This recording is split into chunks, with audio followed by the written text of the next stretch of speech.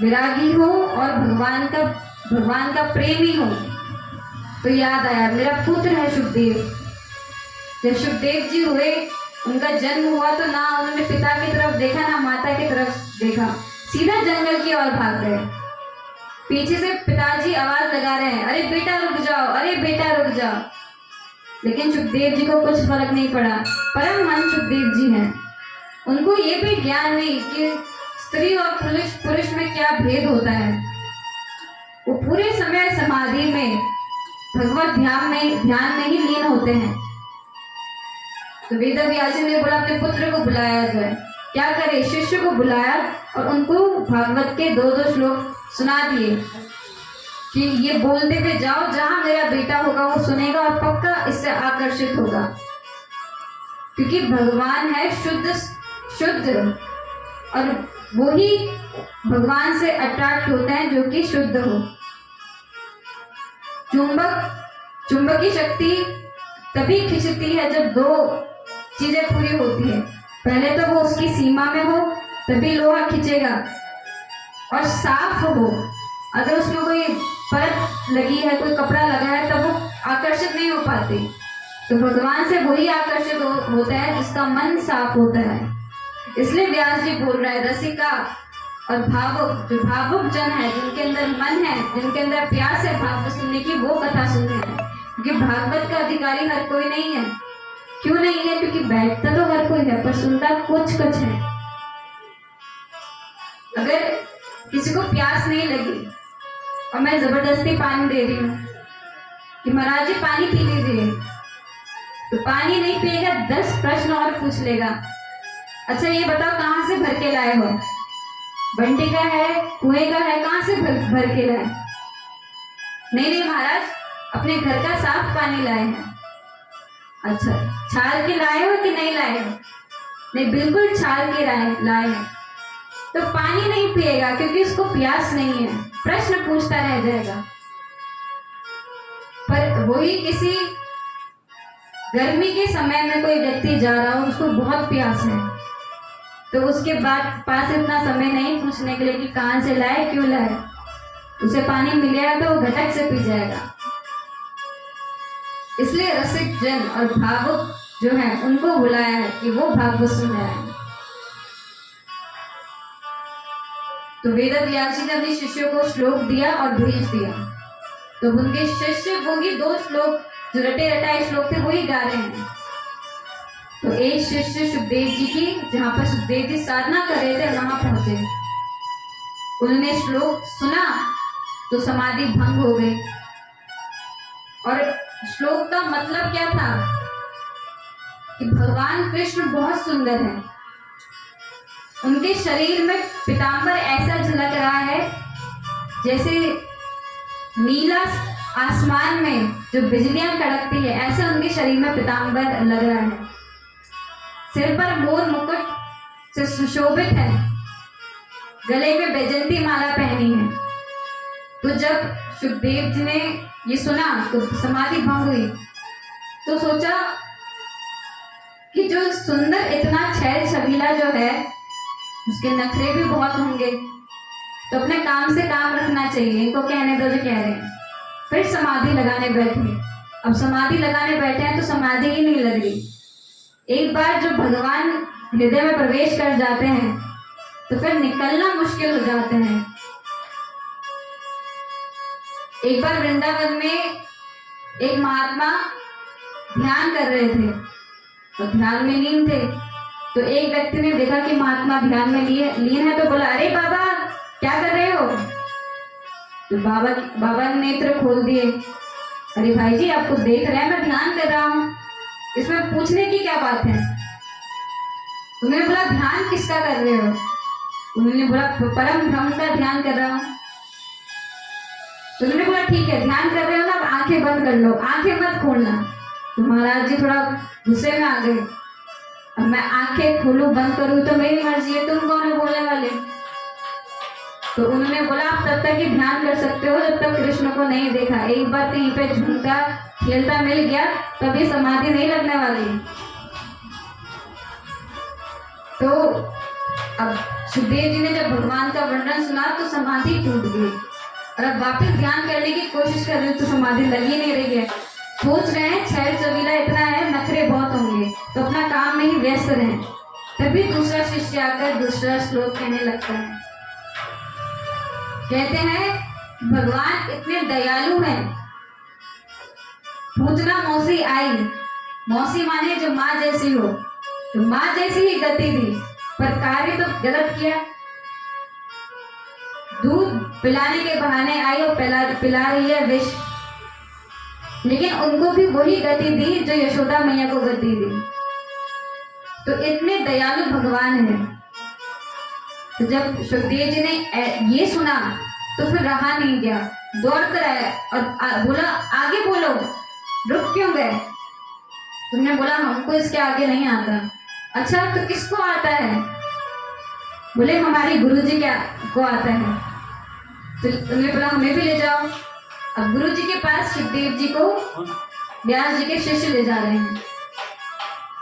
जब व्यास जी ने अपने पुत्र को देखा तो कथा सुनाना प्रारंभ कर दिया, क्योंकि सुखदेव जी रुकते नहीं हैं कहीं पर भी। संत कभी एक जगह नहीं बैठते, क्योंकि जहाँ एक जगह रुके वहां पर माया ने पकड़ लिया तो वो इधर से उधर चलते रहते हैं।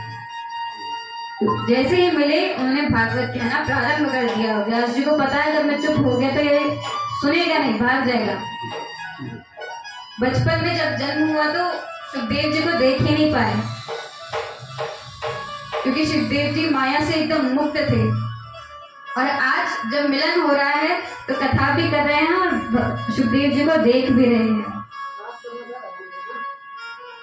तो बोलो राधे राधे, बोलो सुखदेव जी भगवान की जय।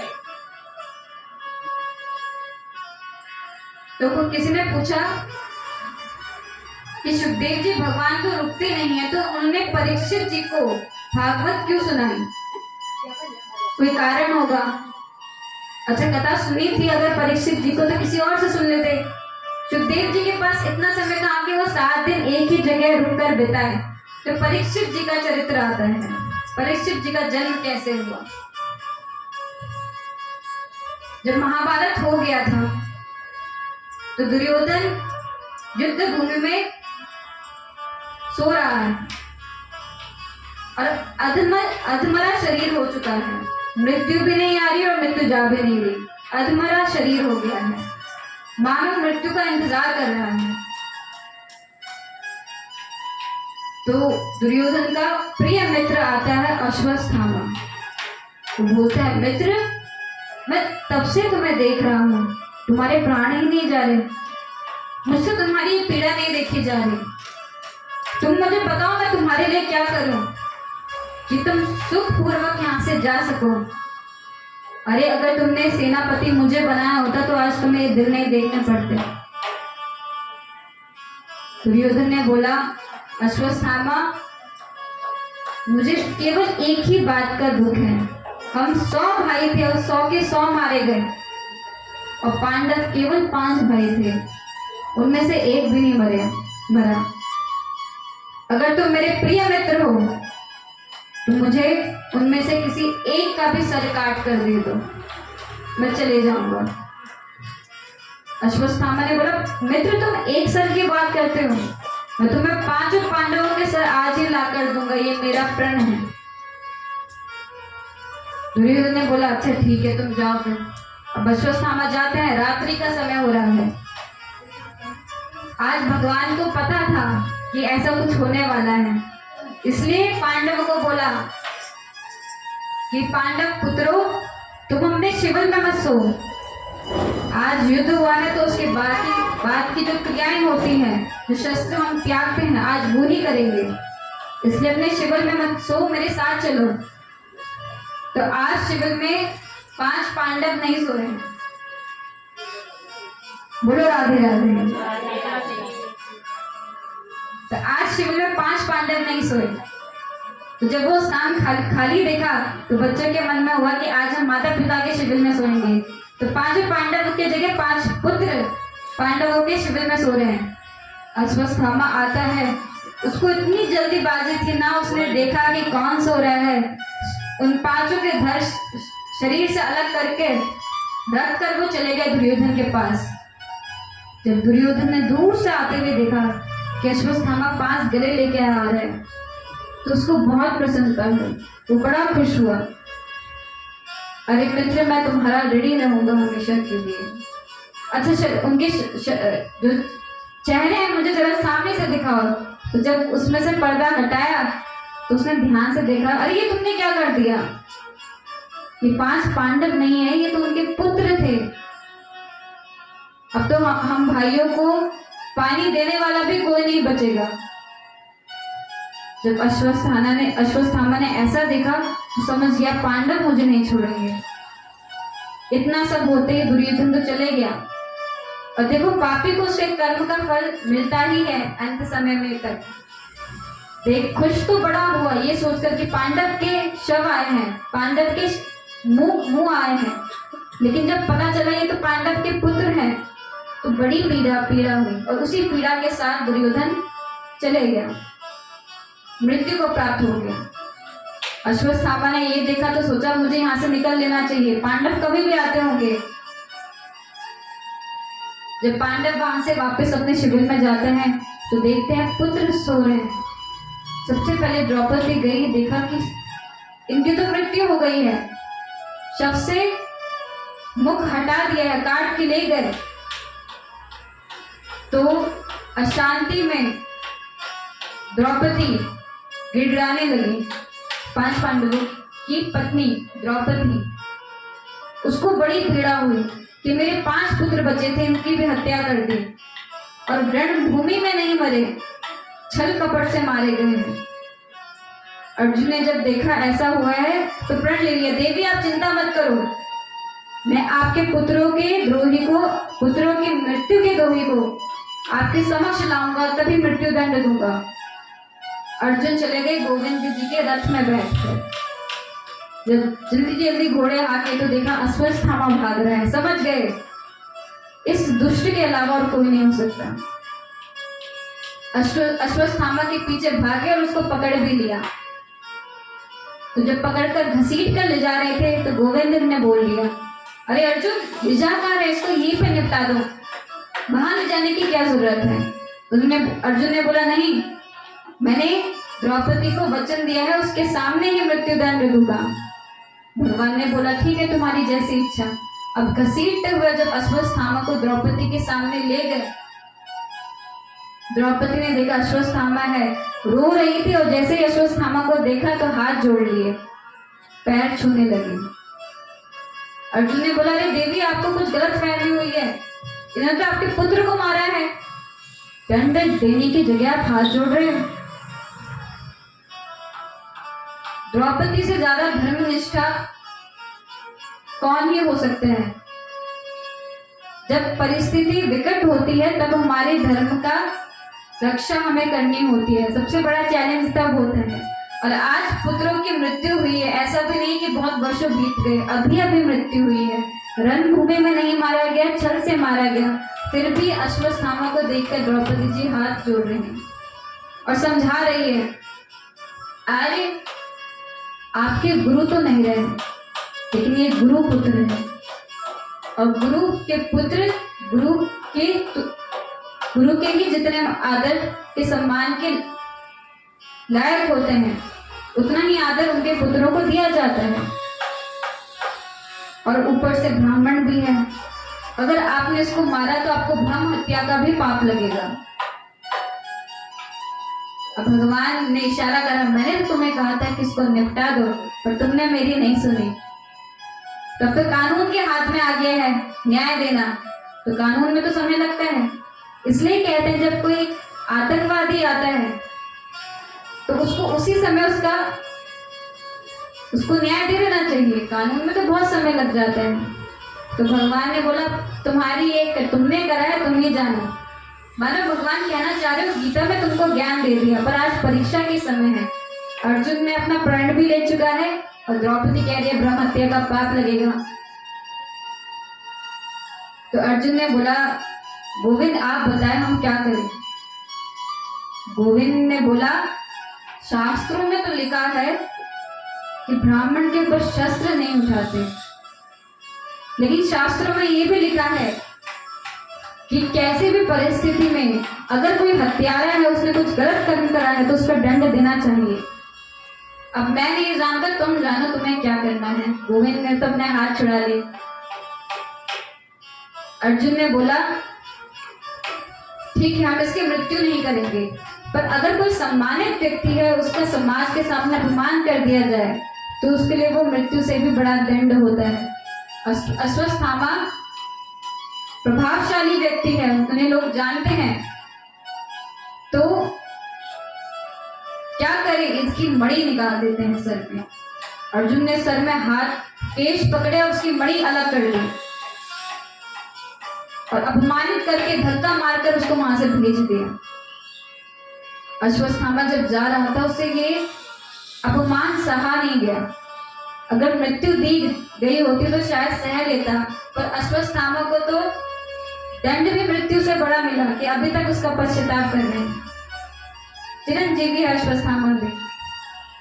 तो मणि निकाल के जो पीड़ा हुई वो सह नहीं पाया, तो अश्वत्थामा ने ब्रह्मास्त्र चला दिया और छोड़ा कहाँ, उत्तरा के गर्भ में। उसे पता था कि उत्तरा का भी पुत्र होने वाला है, तो संपूर्ण विनाश करने के लिए उन्होंने उत्तरा के गर्भ में वो ब्रह्मास्त्र छोड़ दिया। जब उत्तरा के गर्भ में वो ब्रह्मास्त्र गया तो उत्तरा पीड़ा से बिलखाने लगी, पीड़ा होने लगी। तो जैसे ही पीड़ा हुई वो भाग के गई गोविंद के पास कि जिसने माता द्रौपदी की रक्षा करी, जो हर समय पांचों पांडवों के साथ थे, वो आज मेरी रक्षा क्यों नहीं करेंगे।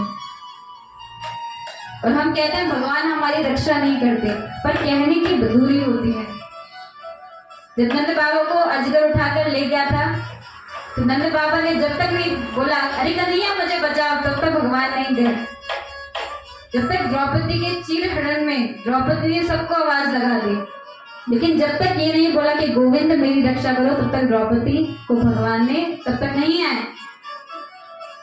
और उसी तरह जब गजेंद्र ने अपने परिवार की तरफ देखा और किसी परिवार के साथी ने मदद नहीं करी, तो लास्ट में भगवान को याद किया। भगवान ने कहा तुम मुझे याद बाद में करते हो, मैं तो तुम्हारे लिए पहले से ही खड़ा हूं, पर तुम मुझे याद नहीं करते। लेकिन उत्तरा को पता है जिसने सबकी मदद करी वो मेरी मदद क्यों नहीं करेगा। दौड़ कर गई भगवान के चरणों में गिर गई और बोलने लगी हे नाथ मेरी गर्भ की रक्षा करो। गोविंद ने उत्तरा के गर्भ में जाकर एक सुरक्षा कवच बनाया और उसकी उत्तरा के गर्भ की रक्षा करी। उत्तरा के गर्भ में ही परीक्षित जी को भगवान के दर्शन हो गए, तो इसलिए नाम परीक्षित रखा। क्यों? क्योंकि जब जन्म हो गया था उसके बाद हर किसी को टुकुर टुकुर देखता था कि कहीं ये मुरली वाला तो नहीं जिसने मुझे बचाया था, तो हर किसी को बहुत ध्यान से देखता था, इसलिए नाम रख दिया परीक्षित। तो उत्तरा के गर्भ में भगवान उसकी रक्षा करते हैं, ब्रह्मास्त्र का जो असर है वो विफल होता है। इस तरह से परीक्षित जी का जन्म होता है। अब भगवान जब सारी विकट की समस्या हल हो जाती है तब भगवान जाते हैं। जब तक परेशानी होती है तब तक भगवान हमारे साथ है, और जैसे ही कुछ सुख का समय आता है हम भूल जाते हैं। भगवान भी सोचते हैं ये खुश है, खुश रहने दो। एक बार भगवान अपने शिविर में ध्यान लगा रहे थे, तो अर्जुन ने बोला भगवान आप तो परम ब्रह्म है, आप किसका चिंतन कर रहे हो। युद्ध के बाद की बात है। भगवान ने कहा मैं भी किसी का चिंतन करता हूँ, अपने भक्तों का। सैया पर लेटा हुआ भीष्म मुझे याद करना है, तो एक बार मुझे उसको दर्शन देने चाहिए, उसको बड़ी पीड़ा हो रही है। और अवसर पाकर भगवान भीष्म जी के पास जाते भी हैं। एक बार युधिष्ठिर बहुत चिंतित हो जाते हैं, उनका मन अशांत हो जाता है। अर्जुन का मन अशांत युद्ध से पहले हुआ था कि जिन पे शस्त्र उठा रहा हूं ते मेरे अपने हैं, और युधिष्ठिर जी का जब मन अशांत हुआ युद्ध के बाद कि मैंने जिनको मारा ये तो हमारे अपने थे, अरे इनकी गोदों में तो हम खेला करते थे और हम जीत गए तो हमें क्या मिला, हमारा पूरा घर तो सूना हो गया, ना बच्चे हैं ना बड़े हैं ना बूढ़े हैं, ये केवल हम 5 पांडव बचे हैं। भगवान को लगा शायद आज मैं समझाऊंगा तो युधिष्ठिर जी समझेंगे नहीं, किसी के दाढ़ी मूछे सफेद हो गई हो उसकी बातों में लोग ज्यादा विश्वास करते हैं, चलो उसको भीष्म जी के पास ले जाते हैं। और वो मुझे याद भी बहुत कर रहे हैं, आज अवसर मिला है, आज उन्हीं के दर्शन इन्हें करवाऊंगा और अपने दर्शन उनको दूंगा।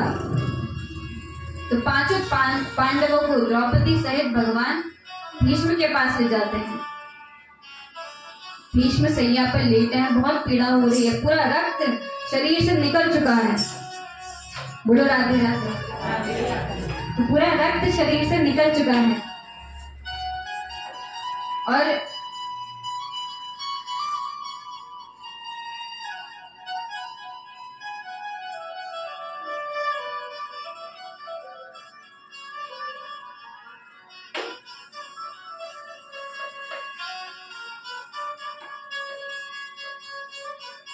जब कोई अनमोल वस्तु हम देते हैं तो हम पहले सावधान करके देते हैं, सावधान हो जाओ, क्योंकि अनमोल वस्तु को अगर हम ऐसे ही दे दें तो बिखर जाएगी। तो अनमोल चीजों को जब वक्ता सुनाता है तो सावधान करते हैं, सावधान हो जाओ, सावधान होकर सुनो, और ये उसका धर्म भी है। तो अच्छा कोई चीज अनमोल है और किसी भी पात्र में रख दो तो खराब हो जाती है, जैसे दूध को अगर आपने ऐसे पात्र में रख दिया जो कि जिसमें खट्टापन है तो दूध फट जाएगा। दूध तो अनमोल है पर जिस पात्र में रखा वो उस पात्र उसके लायक नहीं था। उसी प्रकार जब भगवत का कथामृत हम देते हैं तो उसी पात्र में वो बैठता है जो शुद्ध हो और जो साफ हो। बोलो राधे राधे। हाँ, तो भीष्म के पास पांडवों को लेकर भगवान जाते हैं। अब युधिष्ठिर को भीष्म जी देखते हैं तो बोलते हैं, युधिष्ठिर तुम्हारे साथ और कौन कौन आए हैं? वो कृष्ण नहीं आया। युधिष्ठिर ने बोला सभी आए हैं, भगवान भी साथ में है। तो भीष्म जी कह रहे हैं उसको मेरे समक्ष लाओ, मुझे उसको देखना है। भगवान बोलते हैं हाँ जी बोलिए मैं यहीं पर ही हूँ। भीष्म बोलते हैं मुझे बहुत प्रतीक्षा करवाई अपने दर्शन लेने के लिए, तो तब से आपका इंतजार कर रहा हूँ, आपने मुझे बहुत प्रतीक्षा करवाई, अब थोड़ी प्रतीक्षा आप भी करेंगे। अब कन्हैया बोले पता नहीं कब तक प्रतीक्षा करवाएंगे। तो भगवान वहां पर खड़े हो गए।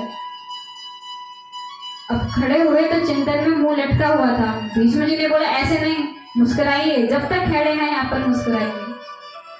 भगवान ने बोला ठीक है जैसी आपकी इच्छा। तो भगवान मुस्कुराने लगे। तो भगवान ने इशारा करा तो युधिष्ठिर जी ने अपनी समस्या भीष्म जी को बताई कि मेरा मन विचलित हो रहा है। तो भीष्म जी ने संपूर्ण ज्ञान युधिष्ठिर जी को दिया। भीष्म जी बड़े हैं, उन्होंने जो भी कहा वो भीष्म गीता के नाम से जाना जाता है। जो जब अर्जुन का मन विचलित हुआ और भगवान कृष्ण ने जो कहा वो भागवत गीता है, लेकिन जो भीष्म ने युधिष्ठिर जी को सुनाया वो भीष्म गीता है।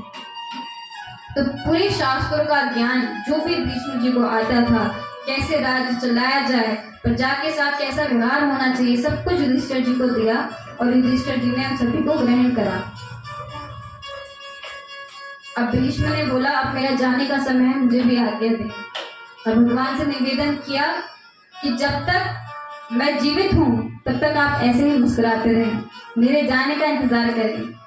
भगवान सोचने लगे इनको तो इच्छा मृत्यु का वरदान है, न जाने कब तक खड़ा करके रख दें, हमारी तो महीनों तक की छुट्टी हो जाएगी। लेकिन अब कहा है तो करना पड़ा।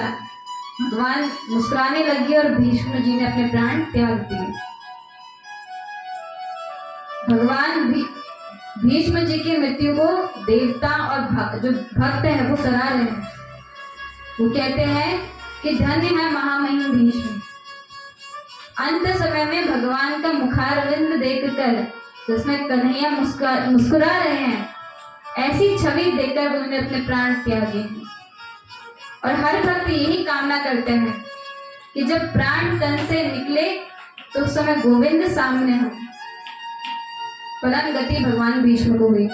अब सोचने की बात ये भी है कि जब भीष्म को इतना ज्ञान था तो ये ज्ञान दुर्योधन को दिखाना चाहिए था, युद्ध ही नहीं होता। उस समय भी तो अपना ज्ञान का जो ज्ञानत्व है उनको प्रकट कर सकते थे, पर आज जब पूरा युद्ध हो चुका तब वो ज्ञान दिख रहा है। तो इसके पीछे का एक कारण है।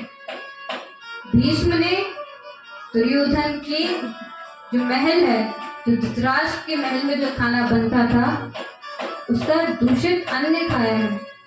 हम जैसे कार्य करते हैं, जैसे खाया अन्न वैसा हुआ मन, जैसा पिया पानी वैसे हुई वाणी। तो जो अन्न खाया था उसका प्रभाव भीष्म जी के ऊपर हुआ। वो अन्न प्रजा को परेशान कर कर आता था और उसी का प्रभाव चित्त पे हुआ। और आज जो सारा रक्त निकल चुका है, सारी शक्ति निकल चुकी है, तो आज वो मन भी विशुद्ध हो गया। तभी जब भी हम भगवान के पास आते हैं, हम अन्न चढ़ाते हैं, हम धन चढ़ाते हैं, हम फल चढ़ाते हैं, और भक्त तो मन भी चढ़ा देते हैं। क्यों चढ़ाते हैं? क्योंकि उससे हमारी शुद्धि होती है, हमारा अन्न शुद्ध रहते हैं। पहले के लोग दूषित धन से भी बहुत दूर रखना चाहते थे कि छल कपट से धन ना ले। उनको डर लगता था कि इससे अनिष्ट होगा। पर आज की बात अलग है। इसलिए जब भगवान के पास आते हैं, भगवान को हमारे धन की फल की आवश्यकता नहीं, भगवान तो केवल मन मांगते हैं। और भागवत में तो लिखा है कि किसी चीज की आवश्यकता नहीं है। आप मन से एक फल चढ़ाओगे, आप मन से 1 रुपये चढ़ाओगे, भगवान उसको भी स्वीकार करते हैं। और भगवान तो इतने स्वीकार करने वाले हैं कि जो नोट बाहर काम नहीं आते वो सारे भगवान पे ही चढ़ते हैं। बोलो जय श्री राधे। तो आइए भजन करेंगे और फिर आगे की कथा होगी। और भगवान से विनती करेंगे कि धन और फल तो हम चढ़ाते ही हैं, आज हमारा मन को भी स्वीकार कीजिए। भक्त है जिसको भगवान भोगते हैं, जिस